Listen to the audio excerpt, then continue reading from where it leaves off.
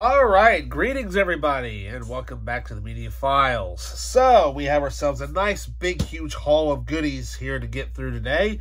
Decided to swing through a local thrift store that I like to visit every now and then, but let's just say that with this pile of stuff, I'm not going to complain. 75 cents a piece. I mean, come on. I mean, you can't beat that deal. Alrighty, so first up, let's get through, well, the only PS3 game that I got. Now, I remember playing the original series back on the PlayStation 2 when that came out, and that was huge, all because you had an earpiece and a microphone to tell your SWAT team what to do. Alrighty, so first up, we have SOCOM 4, U.S. Navy SEALs, the fourth game in the series. And I believe that this is actually the final one as far as the SOCOM series actually goes. So, yeah. Then up next, we have, well, I know the case is a little bit beat up, but here we have one of a TV series I've never actually, I've heard of it, but I've never actually watched it. But here we have The Adventures of Meatwad and Carl. We have Aqua Teen Hunger Force Volume 2. So, yeah, there we go. Alrighty, up next we have a double feature set. Obviously, I think this is getting harder and harder to find. I've never actually seen these. For some reason, I got this and Stargate confused, many years ago. But here we have The Arrival and The Arrival 2. Yeah, I think that these are getting harder to find with whatever, movies that are currently getting harder to find and whatnot. Because I know that Cocoon is getting difficult to find, obviously. But the funny thing is, I came across a VHS copy of Cocoon 2. I didn't get it because I don't have a VHS player. But anyways. Alrighty, so some books. Yeah, so let's go through and see what we got. Alright, we got mostly fantasy, but one kind of Western style book that I've never actually read. I think this is actually the first book in the series, I believe. Let's see. Yes, it is. That's kind of awesome. Sweet. So here we have the first novel in the Longmire series. Yeah, written by Craig Johnson. We have The Cold Dish. Yeah, I've never actually watched Longmire, but from what I understand out of it, it's supposed to be really, really good. It's kind of like what if Walker was a little bit older, and from what I can understand out of it. Yeah. Alrighty, so then up next, we got Fantasy Galore. Yeah, so now this novel, I had to pick this up. I mean, it sucks that there's just a tiny bit of damage on here, but overall, really, really great condition. Really good. What can we say? Basically about the father of, fantasy writing. J.R.R. Tolkien's The Hobbit. Yeah, now, if you get a load of that art cover, you can obviously tell that's pretty old. And so as I was looking through the first flap, this actually is the American paperback edition, which is actually the 25th anniversary of the novel when this came out. So this is actually really, really cool to have in my collection, and I'd say this is probably let's see, probably maybe let's see here. It says that this is probably technically the 6th printing, but I don't know. According to this, it says that they're celebrating the 25th anniversary, but still, though, I mean, it's The Hobbit. I mean, come on. Alrighty, then up next, we have a trilogy of books I've been trying to hunt down for ages, because I've come across a couple of them, but the spines were just god-awful, just completely messed up, and I hate it when that happens. I like my spines nice and clean. Now, granted, I do have the first 3 books in this series. I'm absolutely loving the Amazon series so far, from what I've watched of it. And I also have books 7 and 10, because I always come across those 2 particular novels all the time. Never anything kind of in the middle. But from Robert Jordan, we have the 4th book of the Wheel of Time. We've got The Shadow Rising. Yeah, I apologize if the text looks a little blurry there with the title. It's whatever font they picked with the bumpiness and, of course, the background color.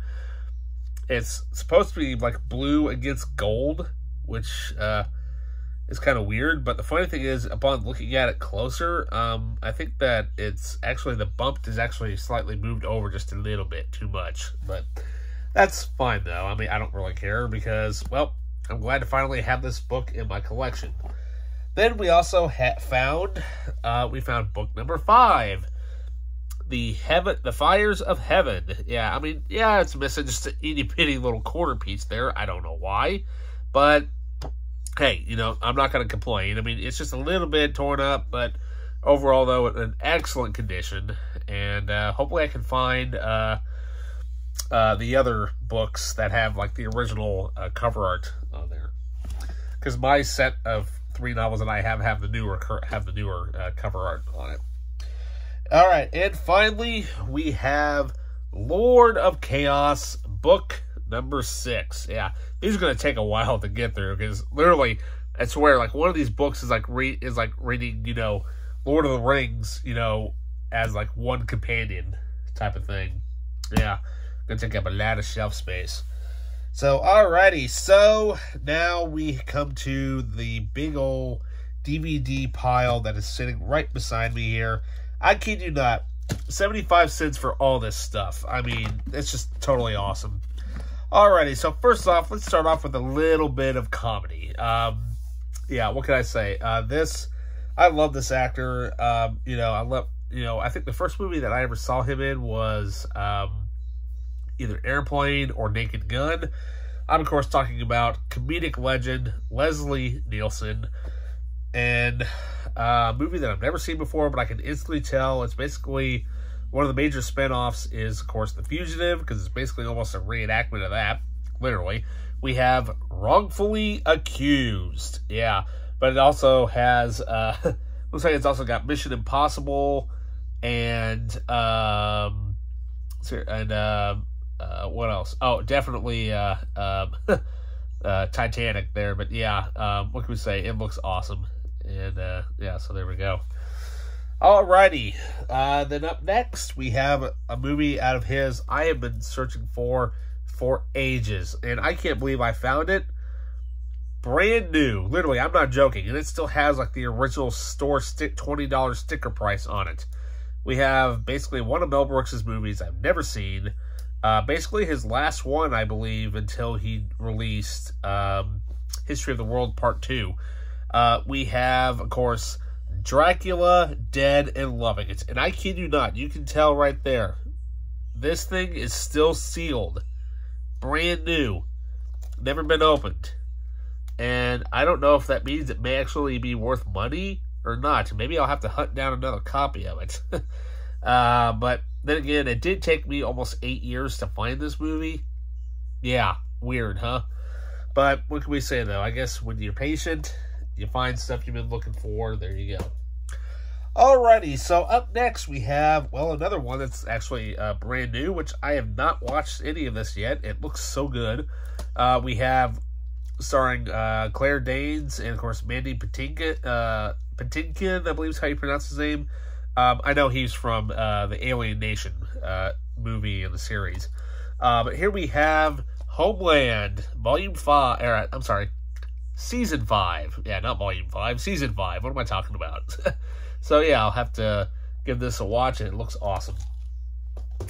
Alrighty, so up next, we have movie from Hallmark Entertainment. Now, I remember when this came out. This was actually, I think, on, if memory serves me right, I think it may have been shown on USA Network way back in the day. But, of course, it's an Artisan Entertainment release, and I have no idea if this even has a Blu-ray release or not, but it's definitely hard to find. Because I know we had to watch this in my mythology class when I was in high school.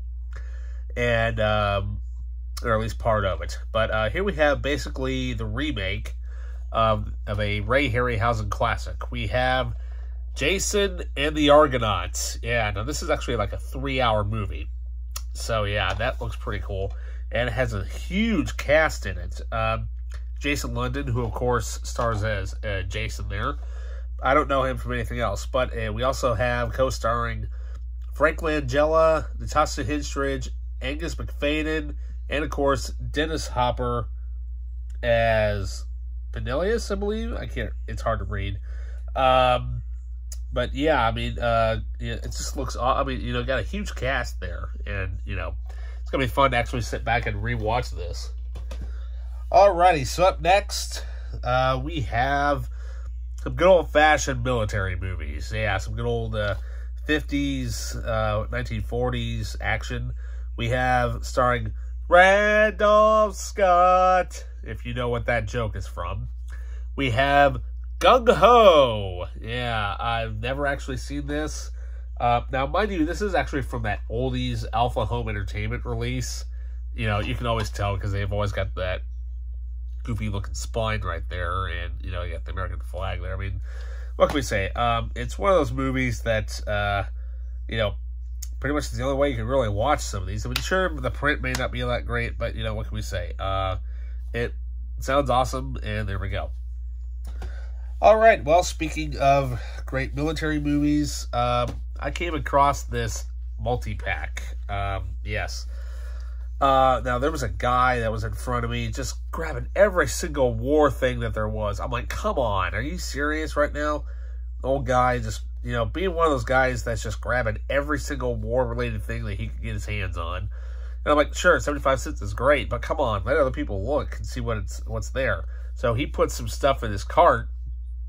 He completely turns around, and I just grabbed this collection right underneath him. And because I was getting sick and tired of waiting, but what can we say? 75 cents for 4 awesome movies. I've only seen one of them. The other 3 I have not. So here we have the Heroes of War collection, Navy Battles. Yeah. Featuring, we have Sink the Bismarck, Mortuary, The Frogmen, and The Enemy Below. Yeah, which, like I said, I've only seen, we have Sink the Bismarck, and we also got Moritri, Moritri, I believe is how you pronounce it. I don't know. It sounds like it's Japanese or maybe German. I don't know. Anyways, then we also have, of course, The Frogmen and The Enemy Below, which I heard is an amazing submarine movie. Possibly one of the inspirations for Wolfgang Petersen's Das Boot. So, yeah. Apparently I put one in backwards. Alright. I'll have to do that section over again. Alrighty, so up next we have a multi-pack set. Yeah, I was kind of glad I managed to get my hands on this. Because there's somebody in front of me just grabbing every single thing that was war-related. Nothing else, just all war-related. I'm like, really? I hate when people do that. It's annoying to me. But anyways, so here we have the Heroes of War collection, which is Navy Battles.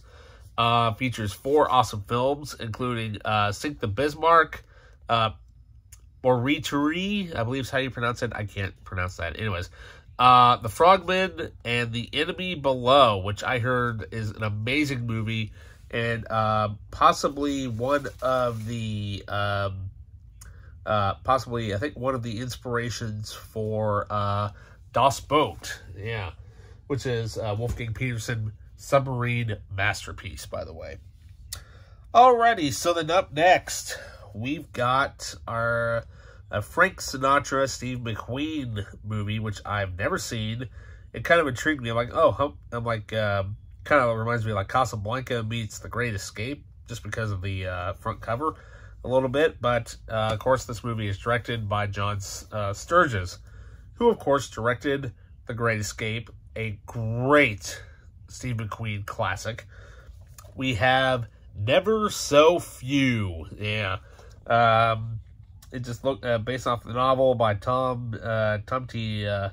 Chamales, I believe is how you pronounce his name. I don't know. Anyways, sometimes it's hard for me to say names. Anyways, but yeah, looks awesome, and can't wait to actually sit down and watch it. All right, well, now we go into another movie.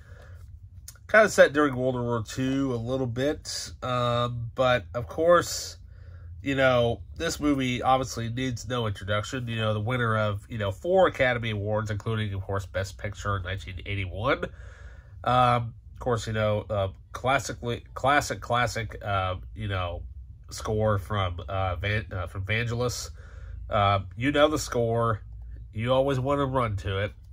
We have the 2-disc special edition of Chariots of Fire, which, by the way, actually has a slipcover. Yeah, that's something that you don't see very often for this. I'm like, cool. Put that in my Best Pictures collection. Alrighty, well, speaking of another movie that has a slipcover, I'm surprised that I found this. Oh, that's nice. Target has their sticker all over it. Yeah. Here we have one of Denzel Washington's best movies, in my opinion. Really awesomely directed, of course, by Tony Scott. We have the 2-disc collector's edition of Man on Fire. This is the edition to get, because this movie was released before, but there was like hardly any bonus features on it. This is the one you want. This is from the 20th Century Fox collector's edition, which is, of course, this one is spine number 18.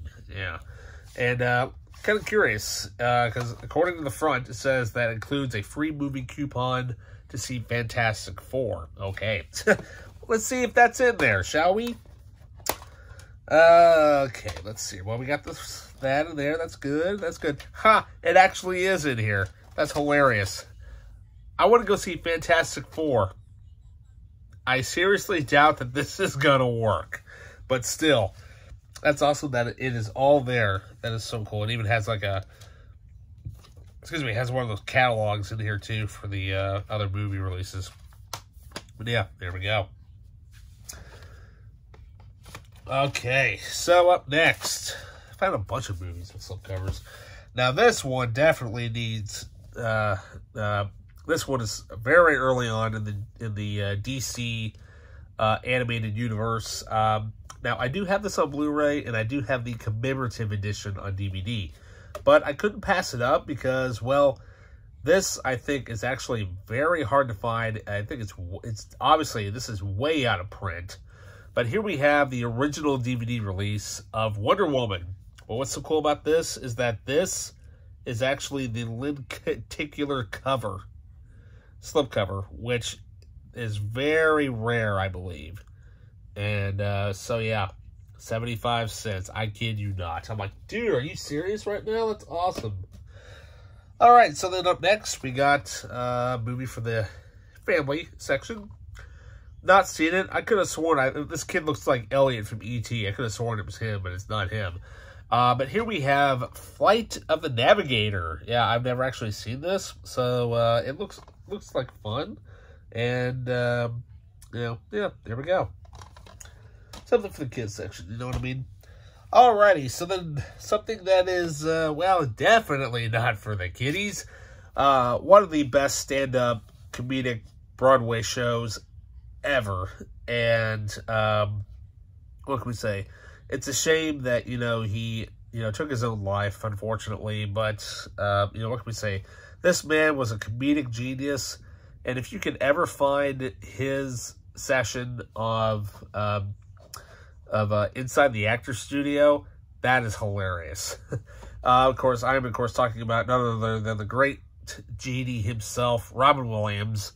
And live on Broadway. Yeah, this thing is definitely not for the kiddies because, well, it's got that big old TVMA right there on the front cover. Oh, yeah. And what can we say? I mean, the jokes that are in here, they're, oh, boy. Let's just say they're not for YouTube. Well, if you browse around, I'm sure you can probably find it. But, yeah, I mean, what can I say, though? It's Robin Williams, and it's, 2 hours and 6 minutes of nonstop laughs. If you can hold your water long enough, there you go. Alrighty, so then up next, we have, well, back to the kiddies real quick. And, actually, you know what? We'll save the kiddies stuff here for a minute. We actually have a movie from Blue Underground. I was surprised to find this. I've never seen this, never even heard of it. I was like, oh, Blue Underground movie, I'll just grab it. I wonder what it is. Come to find out, it's actually an early David Cronenberg movie. I have no idea what this is. So here we have a movie with him, directed by, of course, Cronenberg, but starring John Saxon, we have Fast Company. Yeah, 75 cents. Probably the cheapest Blue Underground, movie I'll probably ever buy. So, there we go. Alrighty. So then up next, let's see here. What else we got here? Alrighty. So, this movie is hilarious. And what can I say? I mean, I've only seen, I think I've only seen bits and pieces of this, but, great 80s classic movie. And on top of that, I think it's one of, actually has a small role from Samuel L. Jackson in this movie. Of course, I'm talking about one of Eddie Murphy's classic comedy movies. I know the sequel wasn't that great, but you can't beat the original. We have Coming to America. Yeah.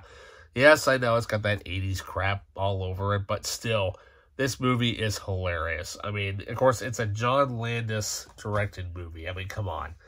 I mean, that's all you really need to know. But also co-starring James Earl Jones as well. So, there we go. Alrighty. Let's see here. Let's get this one out of the way. Alright, so this is also an artisan DVD release. Put this inside to get it just because I'm trying to collect a lot of the artisan DVDs because I know they're getting harder to find. Now, I've not actually seen this. I've heard of it. But, it has great cast in it. Huge cast. And on top of that, it's long. It's like, it's almost 400 minutes. But here we have Franco Zeffirelli's, classic. We have Jesus of Nazareth. Yeah, and this is the complete unedited version. So, yeah, total of 382 minutes. So, yeah. I would say probably this is obviously one of the inspirations, of course, from Mel Gibson's The Passion, probably. As well as, let's see here, when did this come out? 77. So I'd say probably almost another inspiration for Martin Scorsese's The Last Temptation of Christ. Alrighty, so let's get the kiddie stuff out of the way. So, well, I love this story. I've loved it. It's my favorite Charles Dickens story of all time. It's been adapted into multiple different editions. This one is definitely no exception, which is hilarious. Of course, starring, the great Michael Caine, of course, as Scrooge. We have The Muppet Christmas Carol. Yeah, if you put the colon in there, you would like to be unemployed. That's my favorite one in that whole movie. Well, also besides you got the two old guys, the singing the Marley and Marley song in there. But yeah, what can we say? That movie's awesome. Alrighty, up next we have well, I thought maybe it was like one of those drama type movies or whatever based on somebody, but no, actually, I actually don't have this complete series yet. I need to find it, hopefully one day, because I have the Jetsons, but I don't have the Flintstones. But I do have this one. I have The Man Called Flintstone, the first full-length movie, released in 1966. And I think that this is hard to find, in my opinion, especially by itself. I imagine it's probably been put in with other editions or whatever, but just a single disc only. Yeah, it looks awesome. I mean, like I said, obviously it's the Flintstones. I mean, come on. Yes, I know the Flintstones went on to be the Jetsons and all that, and I've got the complete series of the Jetsons and the Jetsons movie, but I do not have the Flintstones yet. I need to track that down. And finally, for the kids, this is actually part of a series. There's 2 volumes of the 70s, 2 volumes of the 60s, and unfortunately only 1 volume of the 80s. And I managed to grab this, and so here we have Saturday Morning Cartoons 1970s Volume 1. Yeah, I'm not that familiar with obviously the 70s because I wasn't born then. Well, of course, but it's got Batman, it's got, Scooby-Doo, and some of the Jetsons, Hong Kong Phooey, Yogi Bear, Josie and the Pussycats. I know what's on the front cover of those, but some of the other cartoons that are on here I've never even heard of. And what I mean by that is that there's 2 volumes from the 1960s, 2 volumes from the 70s, and of course, unfortunately, only 1 volume of the 1980s. And I think there actually is a collection that has all of that together.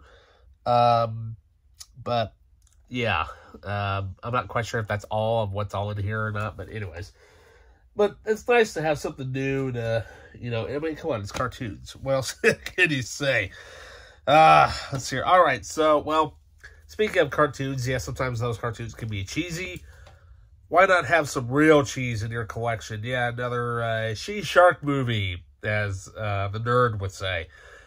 This definitely, it looks like one of those, but I couldn't help myself. I picked it up just because, well, it's embossed and actually has the slipcover to it. We have Trailer Park Shark. Yeah, this sounds awful. It sounds like one of those movies that you would see on the Sci-Fi Channel. You know what I mean? It sounds awful.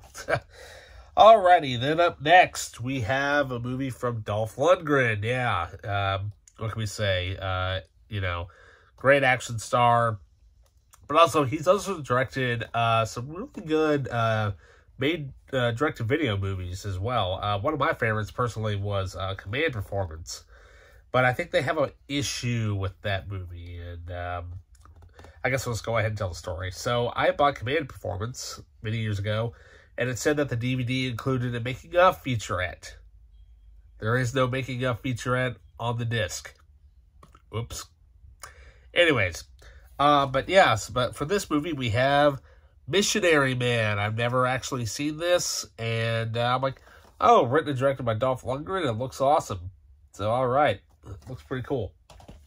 Alrighty, then up next, we have, well, another war film, which I've only heard about. It sounded interesting, but all I know is that it stars Kiefer Sutherland. We have To End All Wars. Yeah, it sounds like it takes place at a Japanese camp or something like that. Yeah, what can we say? It kind of reminds me a lot of, what is it? On the Bridge of the River Kwai. Yeah, that's kind of what it reminds me of. Like, sweet. Alrighty, and finally, yeah, I've been rambling quite a lot. What can we say? It's Patrick Swayze. I think this is actually one of his last movies that I know of, which I've never seen, but it kind of gives me that that breakdown vibe meets you know, well, Patrick Swayze being a badass. We have Black Dog. Yeah, so there we go. You know, sounds pretty cool. I'm like, why not? So there we go. Alrighty, well, that does it for me for now. That's quite a big pile of stuff to go through. And yeah, so with that, you guys, like, subscribe, hit that notification button. And with that, I'll see you next time.